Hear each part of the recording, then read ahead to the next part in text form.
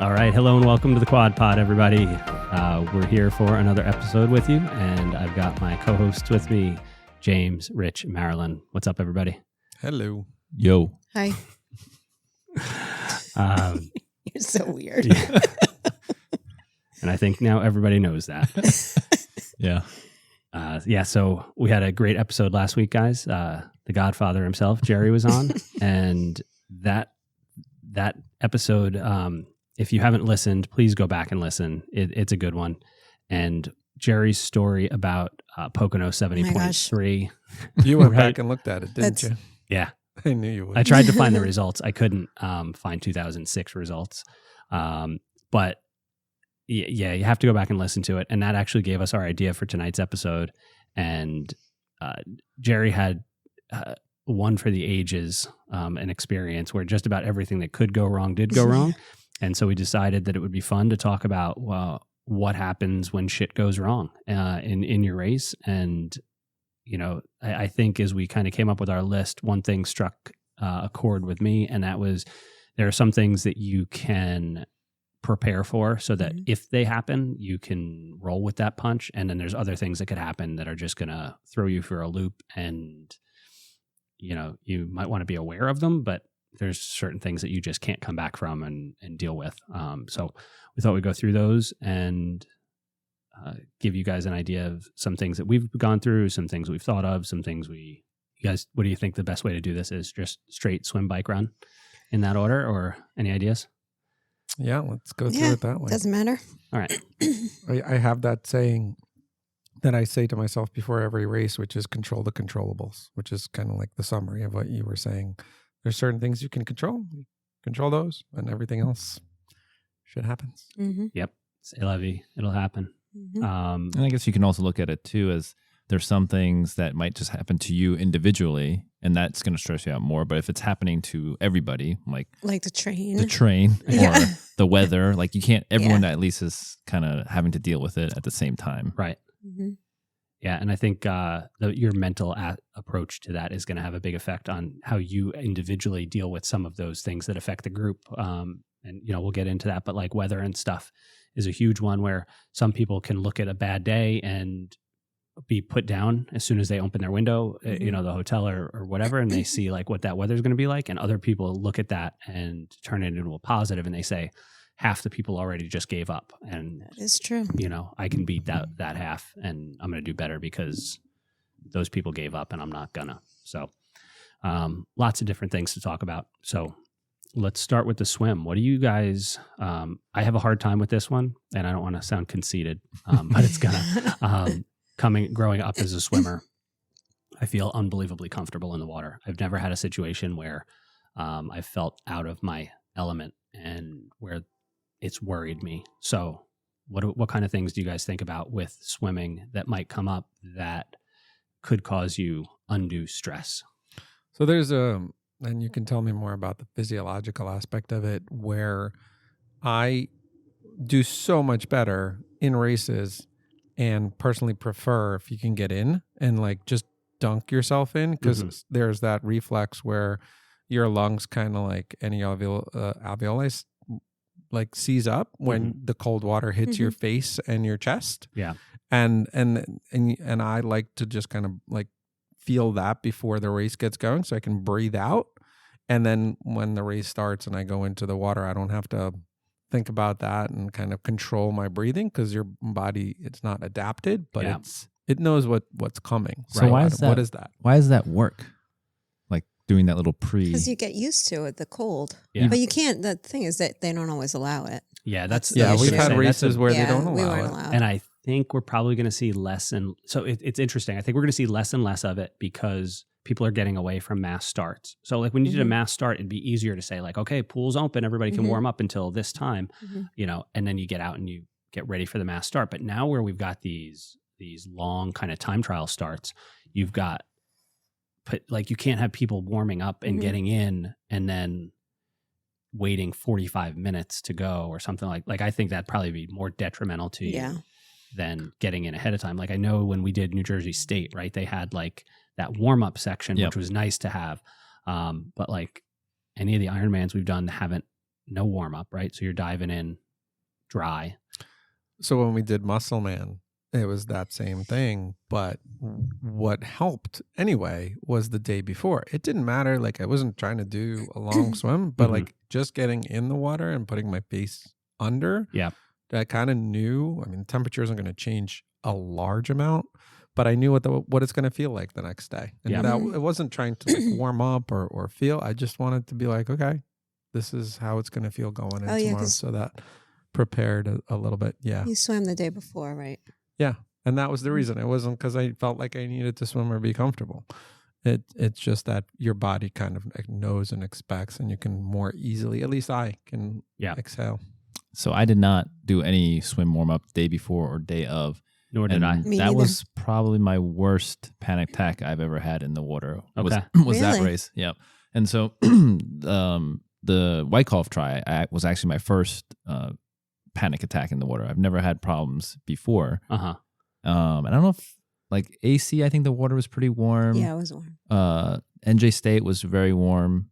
But Wyckoff, I don't know. Was it cold? Do you think it it was was because not of the cold. cold, or No, was it it? wasn't It wasn't cold at all. cold. Was I it because of didn't all the even wear a people? wetsuit for that race. Yeah. So the I don't know if it was the mass start, but I would go out like 200 yards, fine. Mhm. And then all of a sudden get that feeling like my chest real tight. I can't put my face in the water. I didn't think I could finish. And then I'd just like have to stop and then just collect my thoughts, try to go a little bit more, like tolerate a little bit more. And then eventually at Wyckoff, I was able to go. But then Musselman, I was like frozen for a good like 5 to 8 minutes. No matter what I tried to do, I went out again, 200, 300 yards, got that panic attack. And then I tried to do like breaststroke, and then just like even my chin going into the water, like seized me up. Then I tried backstroke. Yeah. And like being on my back and then feeling like kind of floating around weird gave me more panic. So I was just treading water for a while, just sitting there. I'm like, I was like, I'm only 300 yards in. I'm like, how am I going to finish this race? Jeez. And I was like putting my face in, and my face would just come right back out. I was like really like trying to make myself go. And I was like, well, I don't know what's going on.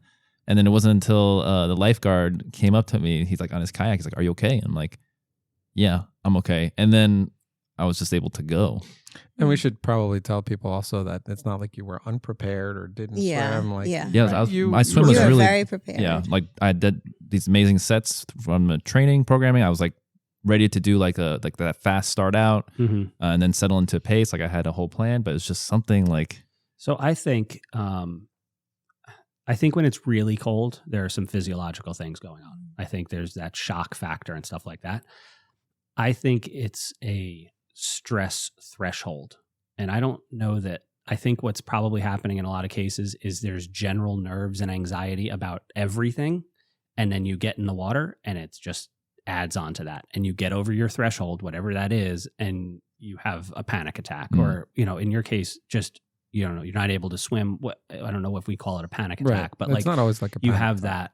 that, can't breathe, like you're worried.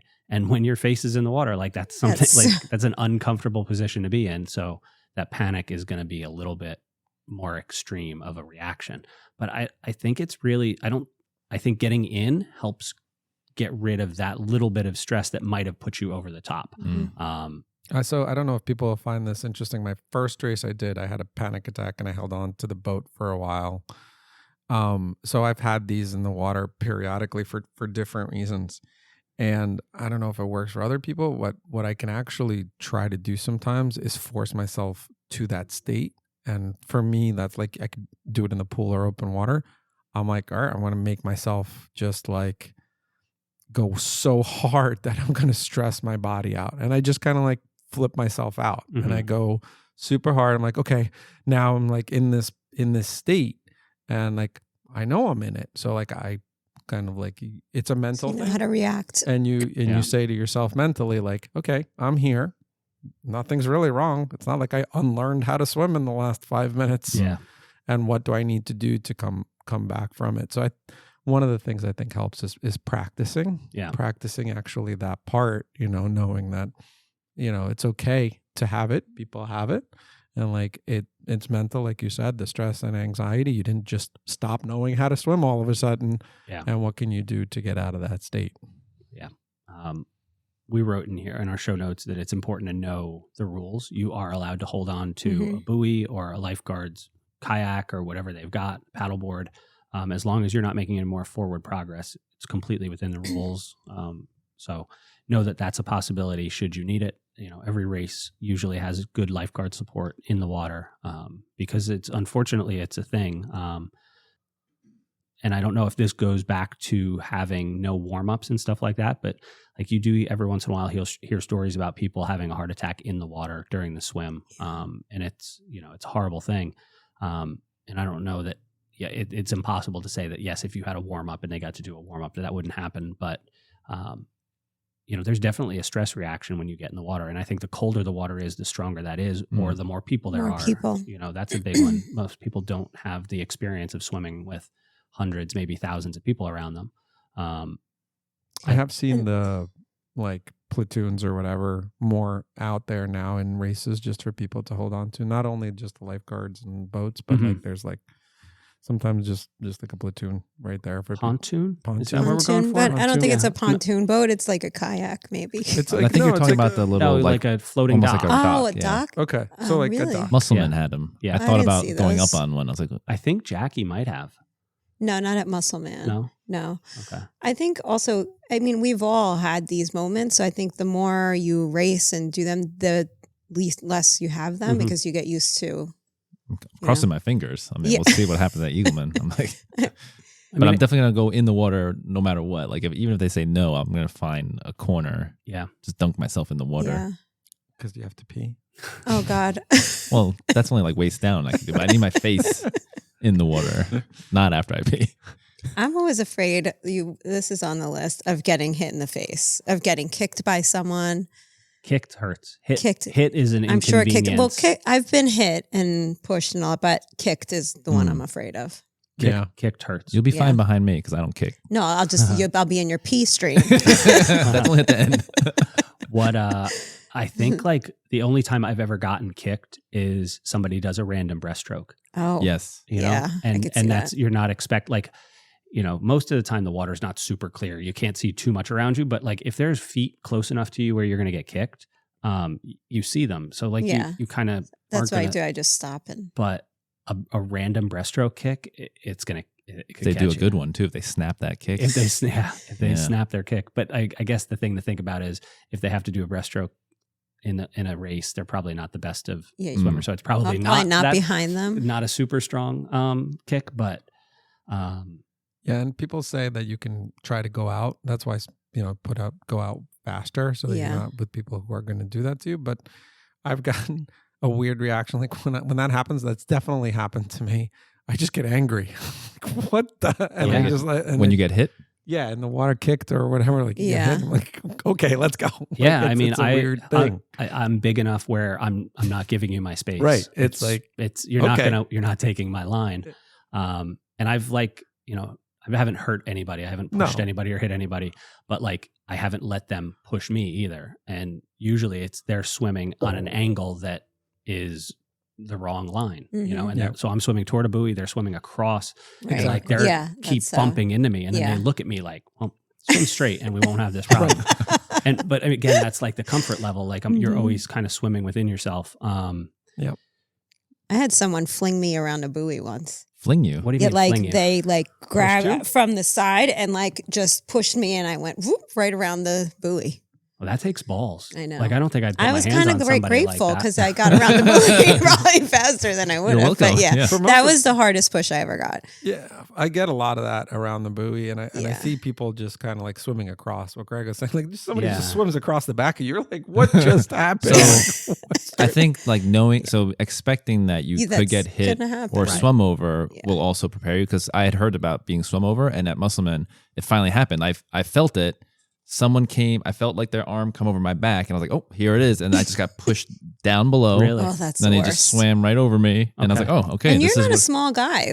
Yeah. And so I was like, oh, I knew that this happened. So I was ready. Yeah. And so as soon as I felt myself getting pushed down, I was like, all right, just hold my breath, relax. Right. Go. I think thinking through some of those things ahead of time, whether, there's value to, if you have a crew that you can practice with, swimming in close quarters, put it 3 or 4 people in a lane and all push off 2 by 2 and then 2 right after it and swim hard. Yeah. That's always been my biggest, like, I feel uncomfortable when there's people around me. I'm getting better at it, but my first race, I stopped so many times. Every time someone was next to me, I stopped and did breaststroke. All right. So let me ask you guys a question then, because I kind of like the mass start because I feel like it very quickly allows similar abilities to kind of, I don't know, segregate's not the right word, but like self-separate, right?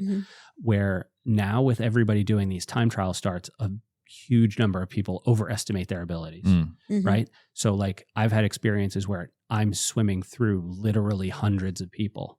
And I understand it's like everybody's doing the same race. Everybody paid the same entry fee. I don't have some right to be at the front or whatever. But that's difficult. And it also brings in the possibility that like I might, Maybe unintentionally swim over you. It was you. But also you're It's coming you this from whole that time. angle of like let's just say you're a really good swimmer. So you're coming from the angle of liking mass starts because But I'm also You're coming from the angle expecting to be if up I'm front. not a good swimmer, right? I have the ability then in a mass start to take 10 seconds at the water's edge and not go in right away.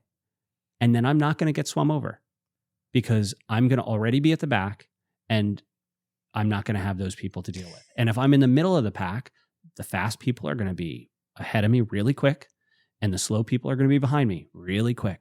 And yes, the first 200 meters might be like you're in a washing machine Yeah. and might be it's very bad. difficult. But I don't know. I don't love the time trial start. The time trial start, the thing is too, do you really know where you're lining up? Because I have never. I'm like, well, this looks about right. And Well, like, so when there's we were no at way to Muscle Man, know. we go and there's nice little placards that say like, if you're going to swim this fast, here's. I never saw them. Oh no. Okay. Because we never got into the corral even. It was so Yeah, crowded. so narrow. So I Yeah. like jumped a fence, got into the corral, and like I got up between. I don't think I got up to 30 minutes, which is where I was trying to get to. I got to like in between 30 and 35 minutes. I did not get passed by one person.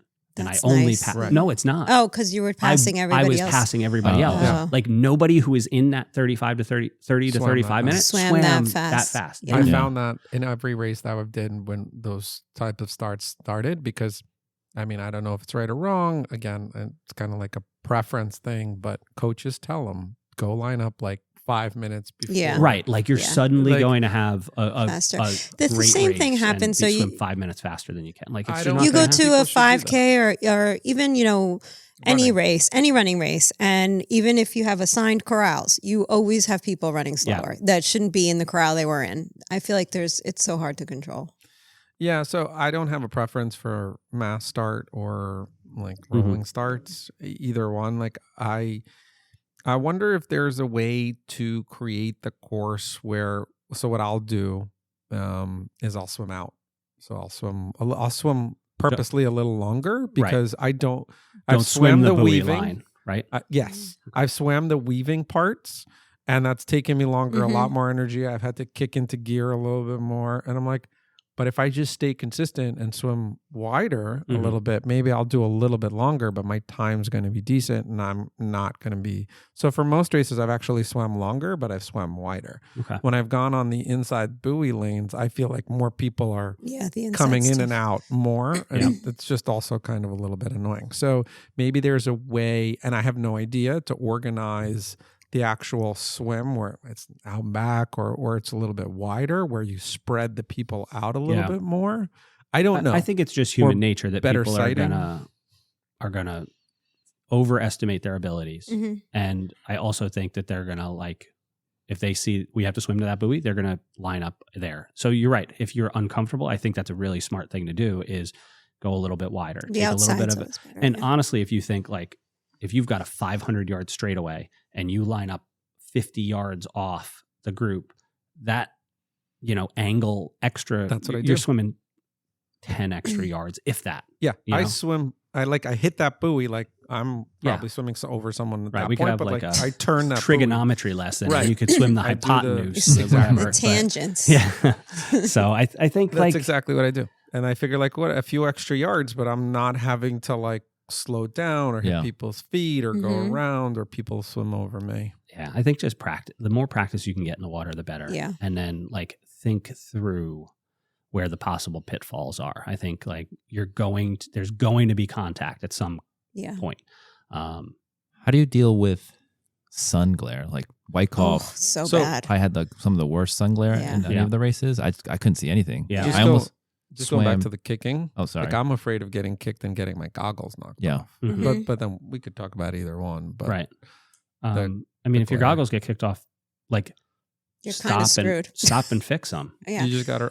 I just roll over onto my back. Yeah. And Potter keep style? kicking and Little rock on his chest. Yep. But it's never the same afterwards. It's always weird. Swimming. I don't know. It's just stop and fix them. Don't swim with goggles that are filled up with water. And I would say put your goggles on under and then your cap on top so that they're not going to get kicked off and lose them. Like, you know. Do you do that always? Are your straps under my cap? Mm-hmm. Huh. Yeah. It's a smart move. Do you ever go 2 caps? I don't. Okay. I already feel like I overheat with 1 cap on Yeah. because I never swim with a cap. Never. So They should make a cap with a hole at the top. that For would what? defeat the purpose of a cap. To vent.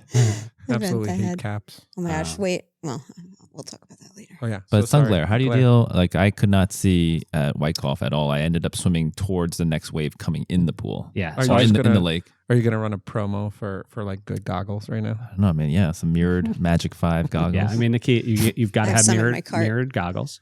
They're not even tinted enough. I need like Black. yeah, you like have to play around with them 95% and look probably, for like ones limo that are, tint. you know, play with different goggles and find ones that do work. That sun glare was crazy, though. That sun was. I don't know how often you'll get that. Yeah. Like, yeah. Right. I mean, we were was swimming directly back right into a the rising sun. Yeah. The only thing I had going for me was me and Rich did lap the lake the week before. We knew exactly what was going to happen. And we did multiple laps. Like I did the 2-mile race that day. So I did 4 laps of that. And I learned what to look for. Like I knew I couldn't see buoys, but I did see the tree line, and there happened to be just a change in the tree line right in line with what we needed to see. You need to scout that stuff out ahead of time. Like the sun's not going to suddenly be coming from a new angle, like between when you start your race and when you finish. So pay attention to that kind of stuff. Like see if I always 100% of the time look for some large thing to sight off of. And it doesn't have to be directly in line with what I'm swimming at. It doesn't have to be directly in line with the buoys, but I know like, okay, I'm off that, you know, flagpole, or I'm off that guard stand, or I'm off whatever. And I use those if I know the sun's going to be a problem. And even without the sun, that's an issue that can happen is you can't see the buoys. Sure. At NJ State, the buoys are the AC. One of the races we did, the buoys were the same color as the swim caps. Yep. And I got in the water and I looked up and I was like, what the hell? All you saw was moving buoys. Yeah. It was terrible. So there's a couple of things. One is I sometimes cite for bigger things like a power line or whatever, so that you could see bigger. It's not always like lifeguard stand or a pole. And then I've been in a race where I can follow someone, and if you trust the person in front of you and they're kind of swimming straight, you can follow me. Do you And know? that's the thing. How do No you problem. know? I'm worried I'm going to follow someone like myself, and then we're going to be like Right. way off. Yeah. course. Then they're going to turn around, look at you, and be like, "What the hell, man? I'll follow I'm you." following you." Yeah.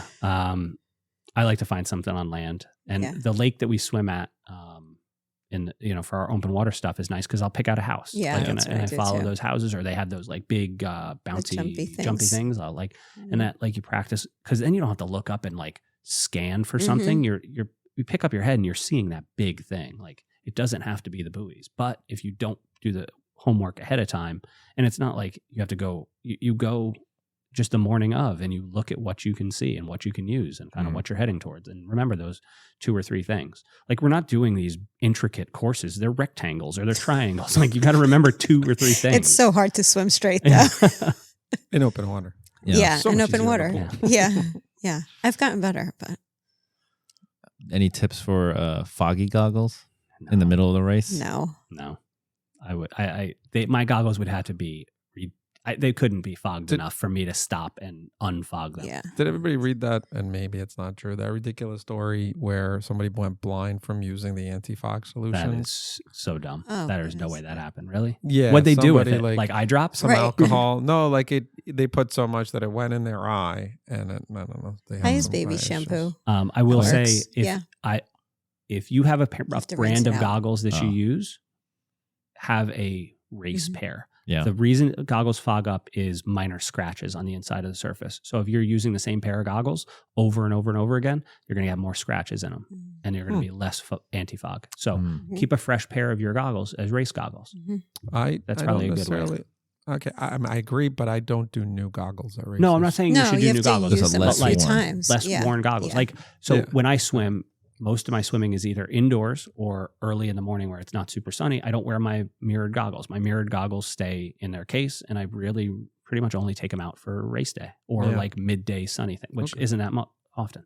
Keep a pair of decently fresh goggles, Mhm. or rotate through them more often. So you always kind of have a pair of fresh goggles are cheap. Like, Yeah, since we're all comfortable here, like everybody knows, like I've just been spitting in my goggles for I've I heard do that too. I spit in them. how many years, and it's worked. It works. And Yeah. it's fine. Yeah. Like it's great. Yeah. I wouldn't, fog doesn't concern me too much. Can you pee in your goggles? Oh, Okay. God. I mean, you could.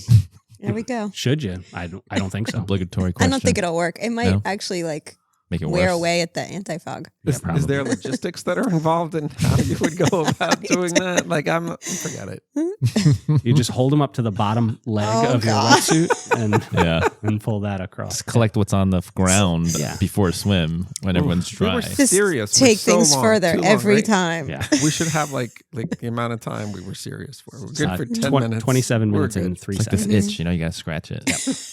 You should get that checked out. Is that done with the swim? I think No. we covered- No? No. What else is there? Cold, hot. We did wetsuit. cold, hot. Yeah. I don't think, I think it'd have to be really cold for you to do like some companies make a thermal wetsuit. Some Oh, company, yeah. like That it would has be to a be lot. really cold to think about like a hood or like Oh, they'll God. make a neoprene cap that you could then put your cap over. I know at like St. George 70.3 World Championships, some of the pros were using like a thermal cap. How There's- cold was that water? Low yeah, 50s. that's cold. Oof. Yeah, very cold. It has to be below a certain number, and I don't know what that number is for like be allowed to wear booties. And I don't know if you're ever allowed to wear gloves. But Just because of like the performance benefit? Yeah. I don't know.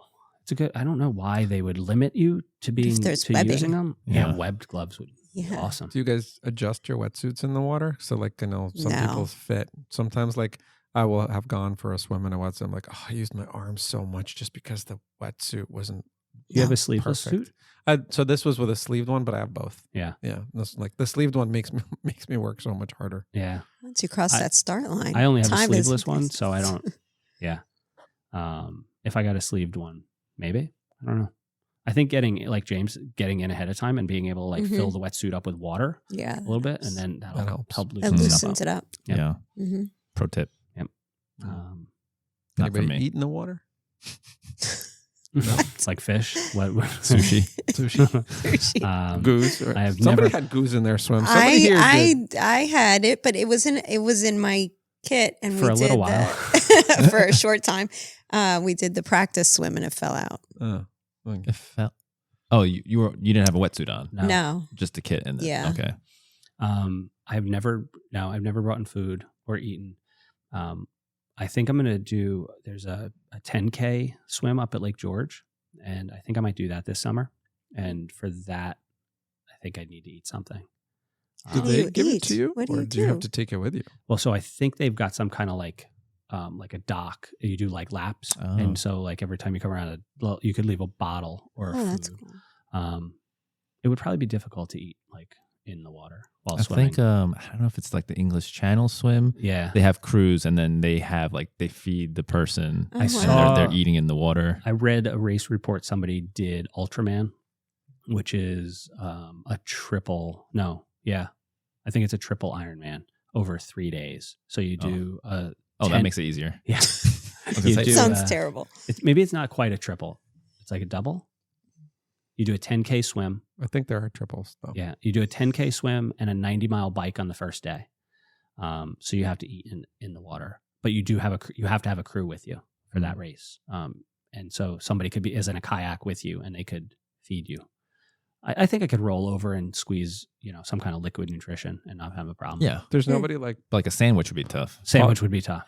there's nobody pausing in silence when he says he's doing a 10K. I'm not swim. surprised. I mean, I get it, but like for me, that's like a 10K swim. That's Yeah. a lot. Yeah, it's a lot. It's a lot. It's a challenge. It's good. Yeah, I think it'd be fun. I mean, like in that type 2 kind of fun way. Yeah. But- Like, Rich, you should sign up. Okay. Yeah, Rich. You're the defending Challenge. one of the defending champions of Lap the Lake. but that's 10K. That's a lot of swimming. I'll sign you up. Yeah. I have your information. Sounds interesting. Has anybody ever gotten nauseous in the water? Not that I know. of. I've swallowed a ton of water in the ocean. Nauseous. He said nauseous. Nauseous. But that would Not never. thirsty. That made me like. Did Not it make you nauseous, nauseous? Okay, but so then it the answer made to you, that is like- no. It made me like Sorry. not happy. Not happy. Okay. I did an ocean swim down the Jersey Shore that was very wavy. Like Really? we were in like 4-foot rollers, Oh. and I never got nauseous, but people were saying that they So got. no, you know, I've never. Me neither. So, Now that I you- didn't drink a lot of water So- either. But they said they got nauseous. And I do get seasick. Like I've gotten seasick on a boat. So now couple that you times. mention it, so it wasn't a race, but I was You've just been nauseous. practicing swimming. I was like at Asbury Park or something. And Yeah. even at the farthest part of where the buoys were, the waves were still Mhm. several feet high. And I remember going, doing my stroke, turning to breathe, but I would see like this drop off. Yeah. So And it weird. just felt really, I couldn't swim that long. I maybe got 1,000 yards in because Right. I just couldn't take this, Yeah. that So you weird probably sensation. would have gotten. So I would, if it was a race and I had to do that the whole time, Yeah. I don't think I would have been able to do it. Yeah. I think it either calmed down or we got far enough past the breakers and stuff as the race went on that it didn't bother me. It was weird. I never felt like I was swimming that fast, but I didn't get nauseous. But people were saying that they did. Yeah. So same kind of thing. Like you felt like you were rocking because you were swimming like north south and the waves are coming east west. So you were going like up and down the face of these waves and I'm getting nauseous just thinking about it. it. Yeah, it was fun though. It was with the current. It's like the fastest Ironman length swim you could do. So The waves go with you. It'd be nice. Like body Yeah. surfing. yeah, right. No thanks with the waves.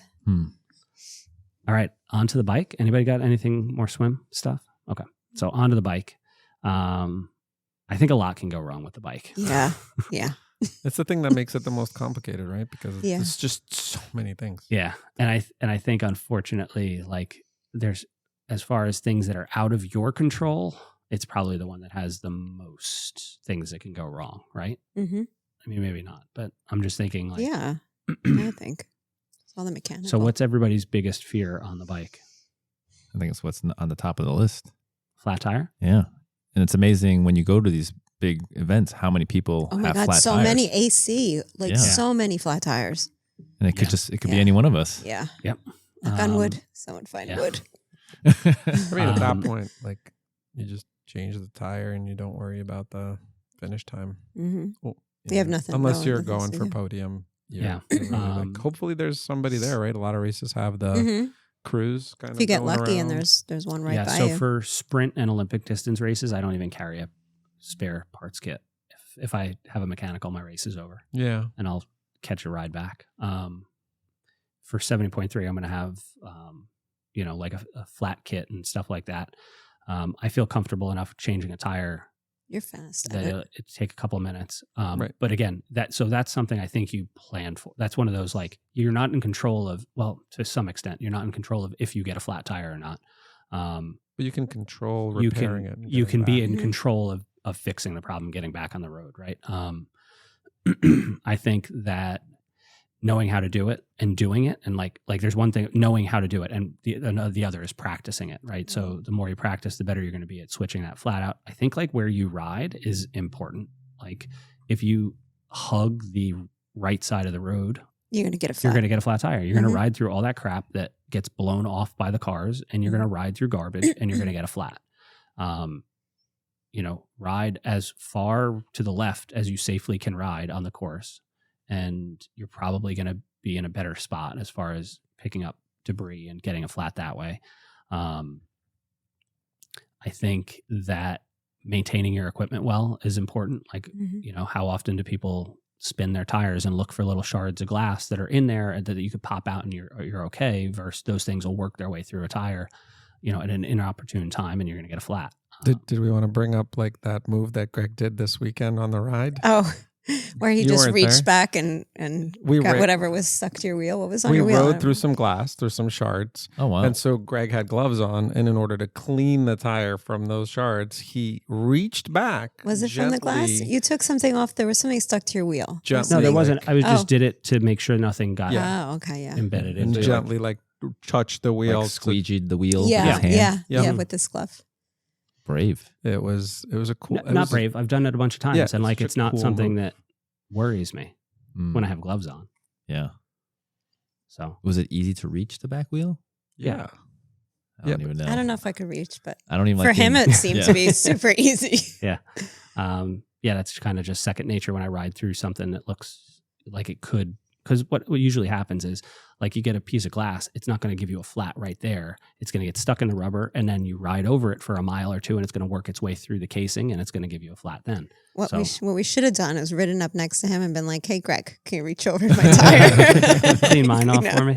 Yeah, Now, will, I wish I like had it on video. I'm like, oh, this is Yeah. nice. will the tubeless setups for Right. that, even if you got a shard and was Mhm. sitting in there, It would would it be block fine. that? it should have blocked that. Yeah. So Yeah. that's the other thing I was going to say is like I think tubeless technology has gotten to the point where you really don't have to worry about those kind of flats anymore. Mm. There's still the catastrophic failure of a tire that could happen, but Those are the only ones that have pretty much happened to me. Catastrophic blowups. Yeah. Just something cuts off. I'm like, oh, I need a new tire. I've Avoid the potholes too. Yeah. That's how I got my last one. right. But that was again that wouldn't That was happen with giant. tubeless No, because well, you got a snake yeah, bite. yeah, Like the, yeah. hmm You know, it pinched Yeah. the tube. Like I On my can't- tri bike, I would have been fine if Yeah. I was that day. So I think tubeless is. I don't run tubeless on my tri bike, but both my race wheels, I think I can set up tubeless, and I think I will probably do that for this season. Because you do have to, like, you're not supposed to let it sit for a long time. Right, you have to right? redo Right. it And- every yeah. before the season. Because you have to like rotate the sealant, Mhm. Right. right? I Otherwise- actually have for the last 2 years used latex tubes with sealant in them. The sealant works with with a latex tube, so I'm able you take the valve core out, you put the sealant in the tube, and then you put it in like a normal- inside. It's inside. the tube. Yeah. Oh, But I think tubeless. I don't know if it's faster. That's latex tubes are super fast. What makes them fast? It just it lowers the rolling resistance of the tire, like the way that because they're so smooth, they don't cause any extra friction between the tube and the tire. Mhm. And tubeless are going to be a much heavier duty tire than a tubed tire because they have to be airtight Right. and stuff. so- So I'm gonna probably switch to tubeless though for this season. Mm. So When you do that, let me know. We're gonna do a show on On- changing yours. Yeah, Yeah. it'd be nice. We're gonna do Oh, it. That's gonna be a video. Mhm. yeah, I'm not gonna That's nice. talk through it. So know how to change your tires. Have that stuff available. Check your bike over well. Replace tires when they need to be replaced. And Get your bike a tune-up before the race. yeah. What about electronic shifting failures? You can still drop a Charge- chain. Charge your battery. Yeah, charge your battery. Yeah, but what if it just? I mean, what's the failure rate on the motors? Make it just. I don't want to say zero because I think the failure rate is not charging your battery. Yeah, Mhm. more oftentimes it's Yeah. that. And I think people there are times where, when you travel to a race and like in a bike bag or something like that, and the lever is pushed, so the whole time on the trip, so you're draining your battery like while the bike's in the air or something like that. So just be aware of that. Maybe bring your charger and charge the batteries the day of the race or something like that. I don't know if maybe they even have like airplane, like I know my pedals have like airplane mode or something like that. Or travel mode they call it, so that like it won't turn itself on because the pedal turns on when it spins. So if it's like on the back of a car and it's spinning or something like that, you can turn them so you won't drain the But battery. what would you do? Like, let's say your front derailleur is not shifting anymore. Oh, So the way gosh. that some of the shifters work is as your battery gets to that critical point, I think it's letting you shift the front Mm-mm. but not, is it letting you, because I know It's the other way. okay. So Yep. there's like you can shift the back, but not the front for a while, and you should be able to get through the race. Right. So you'd be stuck in, Big or small ring. I think you'd be stuck in whatever front chain ring you're in. Mm-hmm. And then it diverts all the power to the back because it takes less juice to move that derailleur. So it could suck. Yeah. Depending Or it could which be one you're it stuck could in be the okay. I guess at Tremblant it would suck, but Yeah. somewhere Yeah. flat, Somewhere like Eagle flat, Lane, you'd probably be okay. Okay. You might not even know that you yeah, Yeah. were at that low battery stage. If you have SRAM stuff, the front and rear derailleur batteries are the same. They have Mhm. separate batteries for the front and rear. You can take one off and put it. So if your rear derailleur dies, you can take the front battery off and put it on the back.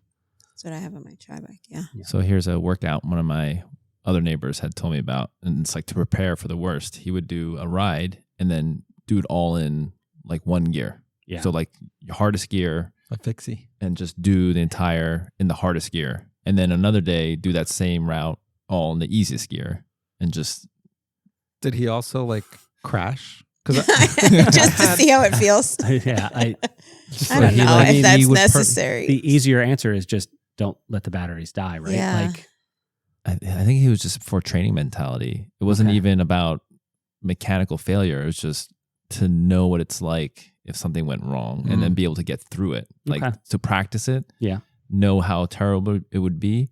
And then if it happened, something happens in a race, like then you know you've can done handle it. Yeah. Okay. crash. I'm like, oh, Yeah. I got this. Yeah. This tree. Let's see what else can go wrong. But that on the is my bike. biggest fear, like something Mechanically? mechanical, like I don't know, chain breaks in half. I'm making it up, right? Like Yeah. that's I've- it. There's no I've broken I a dropped chain my on a chain ride. in 2 races. Yeah. drop. Yeah, But so if your dropping chain it, you put it broke- back. Yeah. But if like something breaking like would be breaks, I bad. don't know, like frame breaks, yeah. and you're like, Like that's when it. you're doing like a King of a Mountain pull and Yeah. Well, something like that, chain breaks or your frame breaks, that's It's done. just done. You're Yeah. just done. Yeah, I think that's my fear. that'd be Like there's crushing. nothing to combat. Like right. you can frame try. break, but I mean, like the chances of a frame breaking I know. It's is very, very small. but you don't have that like Tour de France support car with like 15 bikes ready Yeah, behind but you. you're Like going- here's another one. Yeah. You're going Yeah, off you- the deep end. That's not going to happen. A chain breaking would be surprising, but it would probably end your race. Yeah. Mhm. I mean, there's ways you could get home, like if you needed to, but it's the race. Your race is probably over.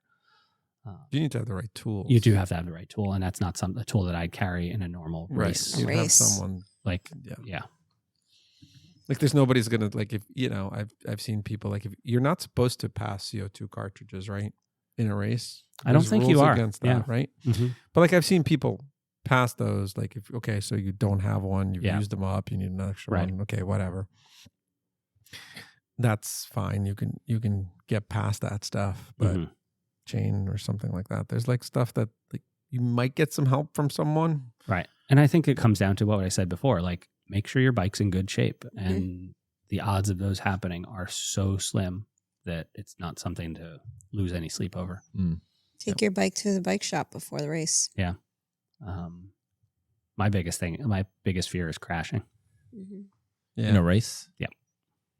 Crashing into another rider into because of the road, into traffic. Any of the above. I've seen people do some sketchy shit on the bike. Yep. Had a guy and- wipe out right in front of me. Yeah. And I mean, like, you're not supposed to be drafting, so the odds of you being so close that you can't get around them is pretty slim. But yeah, I mean, crashing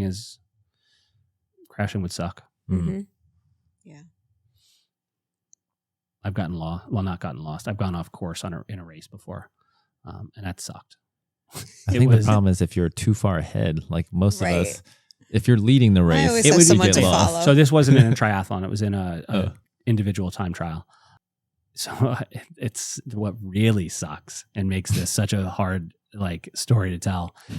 I went off course and rode over a wire and got a flat tire. Oh my gosh. So, and it was a stage race. So you had to finish the stage to move on to go to the next stage. And so that ended the 3-day race on day 2. Oh, Yeah. Oof. That sucks. Because I wasn't carrying, it was a 10-mile time trial. I didn't have any flat repair stuff. It sucked. I took a shortcut back to the parking lot on a dead rim and just packed up and drove home. You just rode on it? Yeah, it was a rear puncture, so I like put all my weight on the front wheel and just rode back. Probably not the best thing for the wheel. And I was doing 10 miles an hour, just angry at myself the whole time. Had you not gotten lost? I wouldn't have. No, because I literally rode over, like, it was out in farm country, out in Pennsylvania, and it was like baling wire from a bale of hay, and it just got picked up and like went right into the tire. I wouldn't have rode over it if I was on course, but and it was my fault. No. It was just stupid. I didn't know the course, and that was my fault. Yeah, I'm a big fan of riding the course the day before. Yep. Big fan. Yep. Like swim, run, whatever, but like riding. Right. And I think in the middle of a triathlon, it's hard to get lost, right? Like you're not going to make a wrong turn. And if you do, you're not going to get lost. Like you're going to know that you're off course. The day before the race when we did Muscleman, right? They changed the course and they changed like what we had on our GPSs. They like made an extra like thing. So I mean, it's not unfathomable, but it's not likely to happen. Mm-hmm. Yeah, I think it'd be hard. I think if you were at the very front of the race, like in the lead with the lead moto, and they went the wrong way, you'd probably follow them. But otherwise, you've got people in front of you for as far as you can see that are all going one way. So what about like nutrition, Marilyn? You had 4 gels eject, or what if you lost your water bottle? It's gone. What do you do? There's aid stations, thank God. Yeah, I would just math the next aid station. Yeah, I didn't know. We weren't sure how many I dropped. I knew it was like a bunch. So next aid station, I asked for a bunch of gels, and then I think the one after that, just in case I got more too, to make sure that I had more than what I could have possibly dropped. And maybe your water bottles pop out sometimes too. So I see a lot of water bottles on the road in the over. race, like people dropping them. Yeah. I ran over one at AC. It was horrible. Yeah. You got to keep your eyes open. There's nothing I could do. There was a rider to the left and a rider to the right. We were going up, like, we're coming down a hill, and I couldn't really swerve out of the way. So going over it was the best option. What else could go wrong? So many things. What everybody says, and you said it, and Jerry said it, you cramp up on the bike. Yes. Oh. Do you cramp on the bike too? I have my calf. It's usually my calf or my quad. The calf. I guess one of my leg muscles. Most of my leg muscles, yeah. I don't think I've ever had a hamstring cramp on the bike. Yeah. But yeah, I've had one, not during a race, but that ride I did with Henry and Tim once, and I was fried and I just got back. We're getting into Paramus, I guess. I think it was Soldier Hill Road. Yeah. I made it 3/4 up that hill, and then both quads locked up, and then I just fell sideways off the bike because I couldn't like do anything. Luckily, I didn't fall into traffic. You're probably definitely riding too hard with those two. Yeah, that was definitely exertion because I was drinking, I was doing everything. But it's exertion. Yeah, I don't know. I guess the best thing if you start cramping is get off the bike. Maybe I think it's dial it back. Yeah. And keep moving, right? Yeah, you definitely don't want to stop. Like when you're pedaling and it's just locked up, I don't even know. I would go to your low gear and just spin and try and keep your legs moving with very little effort on the pedals for a couple of minutes, and then see if it gets any better. Try and throw some nutrition in. It's fine if it's flat. The problem is if you're stuck on a climb. If that happens on a hill, I guess you're screwed. I had it fall over. At AC when I finished the bike. I got off the bike, and when you hear the crowd go like, "Ooh," like that's how bad it was when I got off the bike. Like my legs were just like Did you stuck. fall? No, I got off the bike, and like someone had to run over and hold my bike because my legs just like it was like I was in cement. I couldn't move. Wow. And it was a bad run after that. It was all downhill. I'm waiting for one of our group rides to probably Greg most likely just stretch out on the bike. You see those guys in Tour de France. They're just laying down, stretching. Like one of your buddies you brought once on a ride. He was doing that. He was like stretching his quad. He like unclipped. Oh my God! I need to get to that level of like, stretch. wow. I got to stretch out on the bike. I'm feeling It's our next challenge. Well, Greg's gonna say I've well, done it. No, I never felt the need to stretch. Like I'll stretch my calves and hamstrings just by like putting my heels down and stuff. But like I've never felt the need to stretch my quads on the bike. But you've seen like the Tour de France But, riders. They I mean, put I've- their foot up on the seat and like lean into it or whatever. I've taken off shoe covers on the bike, Oh wow. like those sock ones. Like you have those. I don't know if you guys have those. The Yeah. ones that But are- I know what you That mean. go just on the front. No, like, well, they're just like a heavy sock. They're made by a company called Defeat. And I've taken those off. I've taken like knee warmers off on the bike. You gotta teach us. Well, I guess it's just No, do you it. just have to like be comfortable. comfortable enough on the bike. I can't teach you how to do that. Yeah. I used to do it when I was a kid, just ride no hands. Yeah. Now I'm scared to try. I need to learn Practice. to make a U-turn first. You were before I really do it. close to the ground when you were a kid. That's like my kids skiing and everything. They're just so much closer. I also feel like a wide handlebar, either mountain bike or BMX bike, the steering doesn't want to like That's worse, I feel like. be Yeah. twitchy. So you And got to like on be a all road when bike- you're all together, then you're more like balanced. I mean, the when you're geometry out. on a mountain bike is totally different than a road. Like you have Yeah. more weight back on that back wheel, so less on the front wheel. But I don't know. My Let's go kid try it. during COVID lockdown, my kids learned how to like ride no hands on their bikes, and that was my older one was like, how many laps around the block can I do with no hands? Oh Mm. my gosh. Like, and he's a mental case. Sometimes he did like 30 something laps around the block, no hands. And He's then out- Greg was like, I can do 31. Yeah. Not on a road bike, I don't think. Yeah. So Can't find your bike in transition. I think that's probably like That out of happened to all the me things too. we've talked about, I think that's probably the most likely. Yeah. But it's not that I couldn't find it, but I ran past it. And then John was like, your bike's over there. Yeah. I pick out a landmark, right? Like, They used Yeah. to allow balloons, but not anymore. No. yeah, because you have 2,000 balloons Yeah. Right. all in transition. I always just count the lanes or laps, and Yeah. like I know how many, and I do it before the race. So how many lanes or lap the things I have to go through as I come out of swim, and how many I have to kind of do when I'm coming back from the bike. Yeah. Some kind of landmark is what I love. There's porta potties or Porta something. potties are a good one. Or like, maybe not count everyone, but like there's a break in the things, and I'm like, okay, it's the second one after Yeah. the break or something like that. There's always some kind of landmark you can But it's find. good to remember it before the break, the race. Yeah, 100%. You should Mhm. you should take that time Take the to get there walk. early. Yeah. Take the walk from swim in or swim Swim out. out to your bike, and like just pay attention to what's around you. Yeah, that part of the transition I go through in my head because there is like an efficient way of going through Mhm. from swim to bike. Like I don't take off.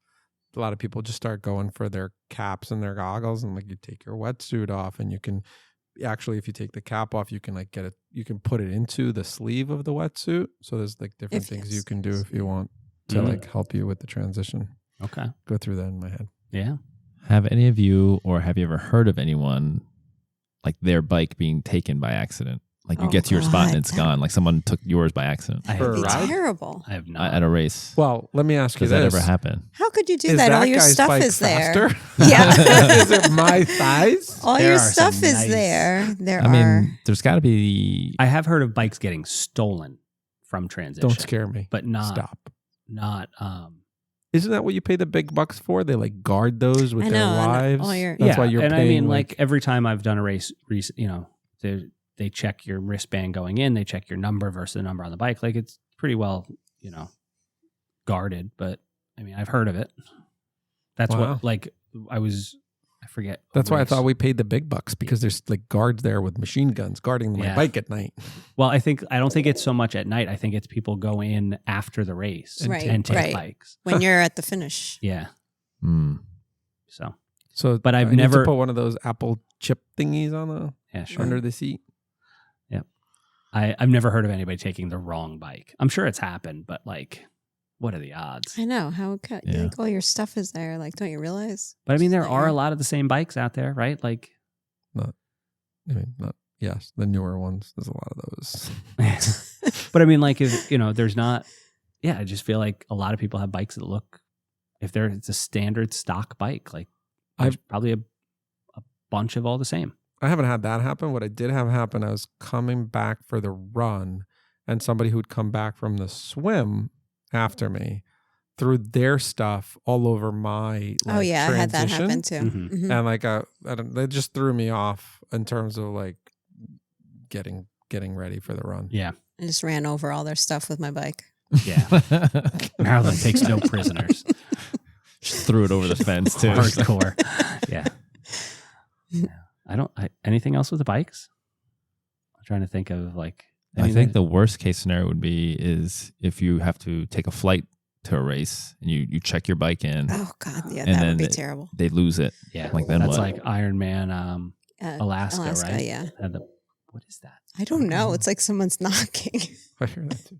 Who I think it's. who ran with the helmet? Somebody ran with a helmet. No. I think No. Was Yvonne it forgot her helmet. No, she forgot her bike shoes to take her, put her bike bike shoes shoes. on or take her No. bike shoes off. Who went on the run with the helmet? Do you know the answer to this? I or know. no? You Oh. look like you do. No, You I thought I heard someone. you're ran- looking I at thought me. It's not someone me. went out on the run with their helmet on. Like, oh shoot, I'm wearing my helmet. Went back and took it. off. didn't when you No. tried that AI generated artwork, didn't they have people running with helmets on Yeah. Yeah. with water going the wrong way? They haven't ironed those kinks out yet. Yeah. It's pretty good though. Yeah. But yeah, I mean, yeah, if you imagine you flew out to Kona and then your That bike just didn't happens. make it. And I've seen Happens to a like lot of people. pictures of the Kona airport. Like I've never been, but like the Kona airport is not big. Like and you have thousands of people all at once leaving on the same day, all with bikes and stuff. Like it could definitely happen. And I don't know that there's any way to deal with it. Like you're not going to find a bike unless I can't imagine you're going to find a bike in your size at a bike shop. And like, I don't know, if you ride, imagine you like travel somewhere across the country, wherever you get on a plane, are you going to buy a bike? Are you Oh that my invested God. at that point? Like Can you rent one? Not a. Well, Probably I mean, not, right? maybe a tri-bike, road bike. yeah. Like I guess if I you're mean, it depends going, on you've trained like for 9 months, whatever. Right, I You're gonna guess do something. I'm going to do something. So I'm going to get a road bike. I might buy a road bike before maybe. I don't know. I So don't know what here's, I do. I don't want to if play they have that an game. extra I small don't- tri-bike, I might buy Yeah. it. So you might not be able to get the bike you want, right? But so REI has like a 30-day, I think, money back. Yeah. So the only reason I know is my neighbor's friends had planned this. I think it started in Pennsylvania, and you rode down to like Georgia or something, Okay. and then they start riding. I think they're on I-80 or 70, whatever the highways. They have all their bikes loaded on the top. On the like they're not even out of New Jersey yet. All of a sudden, all the bikes, just the whole rack, Like the rack came off their car on the highway. They look back and they see it just cars Oh my swerving God. or whatever. Oh, So they haven't even made it to the start of this thing that's been training Nowadays, that could be like a $50,000 oops, right? yeah. Or more. for. So they had already, they'd taken the vacation. They planned out because you have to do stops. They had planned Sure. it all out. So they went back to try to get the bikes. Bikes are gone. Yeah. Either someone stole them or they're just off the highway now. So Yeah. they go to an REI. They find out there's like a 30-day money back guaranteed. So they just pick up some bikes. They do the thing and then they return the return. bike after. REI has changed their I'm return pretty sure Probably after policy. those I'm guys. pretty sure you're banned from REI now Yeah. if they're listening. I'm pretty sure we need to double check, triple check our bikes on the way to Yeah. Yeah. North Carolina. We're Yeah. putting them in a container. So Are don't we? know. I don't know what we're No, doing. I don't. Well, yeah, We'll maybe figure we it are. out. Well, just Yeah. make sure whoever has their bike rack, it's all the pins are. I mean, I don't Well- know. I don't know if I would trust those roof racks. I put my bike together myself, so. But we're not using a bike right. I don't know what we're doing. Yeah, that would be. I don't know what you do if your bike doesn't make it to the race. You probably lose a little bit. call of a sleep. buddy. Hey, Hey, Yeah. can you fly out would that be cheaper? a bike? Maybe. Maybe. It might, Depends on right? where, It could right? be Yeah, cheaper. Yeah. I mean, depends on where. I don't know. what- Most likely it is. I don't know what airfare costs. $7,000. God, I just don't want to even think about it. Just pack 2 bikes. Yeah, sure. Only you could Okay. do that. Yeah. I don't have 2 tri bikes. Right. Yeah. But that's okay. You could do it on the road bike. Yeah. I mean, if push came to shove, you'd do it on a road. If you trained for an Ironman, Right. Yeah. you'd do it on a road bike. Sure. You'd lose whatever time, Mhm. but it's not catastrophic. Right. Yeah. If you're a pro, you don't do the race. But if you're not a pro, right. Yeah. So if you're going to be super paranoid, should you just always bring 2 bikes with you? Like your road bike and your tri bike? No. And you're calling me. Look at this guy. Risk analysis He's here. just trying to find reasons to have more bikes. He's got a bike in He's every trying state. to sell it to his wife, right? Like, honey, I just trying to be careful. They said on this podcast you have to have 2 at every race, and I think they said in every state. Yeah. So. Race day bike. Yeah. I'm not going to get a second tri bike, but you could fly out with 2 bikes. Imagine showing up. Like, I have a hard enough time at the airport, like with, Oh my God. with like 1 bag. I've flown with my bike like once and it was a pain in the ass. I can't imagine trying to lug 2 bike bags through the airport. Imagine though you had qualified for Kona. Yeah. And this is going to be this is your race. Yeah. Like, Yeah, no, I mean, there's a lot of stress of, But they like, have the bike shipping company to take it to your bike store, and the yeah, shipping they company do. picks it up from So your bike Kona, and there's a handful of races. I can't remember. I think the name of the company is Bike Flights, and they pick a bunch of races throughout the year, and you can drop your bike off at predetermined spots around the country. They will be responsible for getting your bike there. 100% money back guarantee, I think, plus your race fee. Okay. And stuff like that, and travel reimbursed. Like they are That's almost better. right. If they're going to your race, it is probably a better way Yeah. to get your bike there. You're paying for it. You're paying for that service, but Yeah. your bike will meet you in transition. But if you're going to do Kona, like you said, and that's your lifetime thing, right, they're and gonna get your bike it's the there. one time. Like, I think what they do is they rent a container that goes on a cargo plane, to get the bikes there. Might be worth it because it's probably expensive, right? Even to put your bike on a flight. What's it Yeah, cost? I don't know. you don't know I how think they're it's going to handle regular it either. luggage. Yeah. I think it depends on the airline, but like I don't think you get charged extra. Oh. No, it's It's regular probably luggage. oversized luggage though. Yeah, they're but ma- if you have no, more they're- than 1 bag, you they're have to weight. pay. Oh, it's just weight. right, it's just no. There's max sizes, but the cases are built to fit within Yeah. those max. So yeah, as long as you're not overweight, you're okay. Yeah. Usually on most airlines, as long as you usually like if you have their credit card or whatever it is, like you're good. Mm. So it's worth getting that for whatever airline you're going to fly on. All right. So bikes onto the run. Oh, a lot can go wrong here.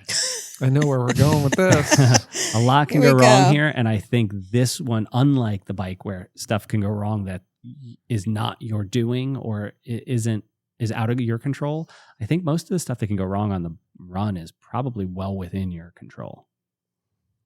Well, not for James. I mean, it is my fault. I'm doing something Yeah. outside of what I should be doing.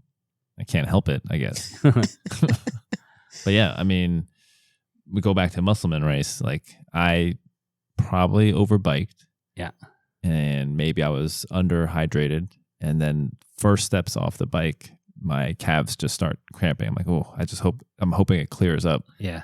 The first 2 mile, I thought it's like, you're dead legs. But then it's like one calf, then it's the other, Mhm. then it's my quads. Now it's both my quads, and I haven't even made it. Like I'm just out of transition and trying to make it to that first turnaround where we went. Wow. Yeah, that's I'm just early. fully cramped. And So then we're talking a mile in, less than a less mile. than Yeah, a mile less in. than. Like I'm just cramped up, and then like Rich comes up behind me. He's like, "Come on, let's go. You can do this." I'm like, Rich, my leg. I'm cramping. I don't know if I'm gonna fit. Like I don't know if I can finish. Yeah. And then he talked me through like those first couple miles. And then he left me in the dust. And then I was like, well, I'm just going to mess with him and throw a train in front of the both of us, and then we can hang out and stretch. But yeah, it was so bad. And luckily, like I told Rich this morning when I was like, I was grateful he was there because in my head, I was ready to quit because I was like, there's no way I'm going to finish this if I'm cramping now this badly. And I kept trying to go a little faster after like resting. And as soon as I would exert a little bit more, my legs completely cramped up. Yeah. Yeah. I guess you have to decide at that point, like you're going to try and do everything you can to remedy the situation, but I don't know too many people who come back from cramp, right? Like once you start to have a cramp, I think that cascade or whatever has started. I don't think you're turning it around. When do you make the call to not continue? You don't. None of us ever have. So. No, I know, Yeah. but okay. But So- that's mile 1 of a half marathon. Yeah. Right. And I don't remember what your time was, like 2:30, Something like that. something around there. If that's mile 1 of an Ironman, Do you settle in for a 6-hour walked marathon? You keep going have until to- you just can't anymore. You have to That's say what I what your say. point Until is, you just right? fall over. Yeah. Yeah. I'm going to bring the thing that what annoyed me the most about that. It's like, it depends on what you're doing it for. And if you are doing it because you want to podium or hit a certain percentage, like I didn't get my swim. But Period. you still, so like, you still if I, don't give once up. I find that out, do I quit? No. No, you do still it don't give up. Right. So And you never know. You I never mean, know. You So never know. just what keep can happen. going until Keep going. a I big mean- burly man hugs you for 30 minutes and somebody gives you, chips and Yeah. you keep going. And I have to say, it never got bet. Like, so I had that little window, like after like mile 2 up to the train, I was okay. Like I felt all right. And I thought the train stop was good. I was just So stretching. when did you guys, I don't think we went, when did you get the train? I remember where the train tracks were on the way out on lap 1. Yeah, Yeah. the first lap Okay. out, and it was right there. I think you were probably You must have just past missed the it. train doing those hills and that other section before you came back to hit the train on your way back into Yeah, I guess so. town. Right. We hit it right the first lap. I we was could have going made it, out. or I could have made it. Like there were some people that just Yeah. You were probably Gunned close. it. I was going out after I saw you, and some guy says, "Oh, there's people stuck waiting for a train," and I thought he was joking. I was like, "That's a stupid joke." And then when I saw you guys, I realized. Yeah.